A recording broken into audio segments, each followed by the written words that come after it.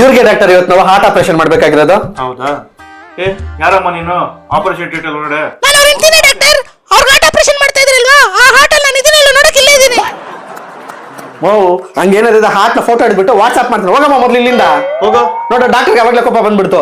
ನಾನು ಯಾವಾಗಲೂ ಕೋಪ ಮಾಡ್ಕೊಂಡೆ. ಇವ್ ನೋಡಕ್ಕೆ ದೊಡ್ಡ ರಸಿಕ ಇದ್ದಾಗಿನಲ್ವಾ? ಹೆಂಗ್ ಹೇಳ್ತೀರಾ ಡಾಕ್ಟರ್? ನೋಡು 2 ಹಾರ್ಟ್ ಇದೆ. ಡಾಕ್ಟರ್ ಅದು ಕಿಡ್ನಿಗಳು ಡಾಕ್ಟರ್. ಸರಿ ಸರಿ ಸ್ಟಿಚಸ್ ಹಾಕ್ಬಿಡು. ಡಾಕ್ಟರ್ ಏನೋ ಒಂದು ನಾರ ಆಚೆ ಬಂದ್ಬಿಟ್ಟಿದ್ಯಲ್ಲ, ಏನ್ ಮಾಡೋದು ಇವಾಗ? ಅಯ್ಯೋ ಈ ಕ್ಲಾಸ್ ಮಾಡುವಾಗ ನಾನು ಕಾಲೇಜ್ ಬಂಕ್ ಆಗಿದ್ದೆ. ಇರೋ ಯೂಟ್ಯೂಬಲ್ಲಿ ನೋಡ್ಕೊಂಡು ಮಾಡೋಣ.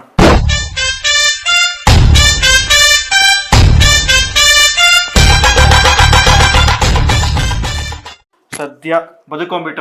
Operation success. ಆಪರೇಷನ್ ಸಕ್ಸಸ್ ಆಯ್ತು doctor. Okay. A few inches later.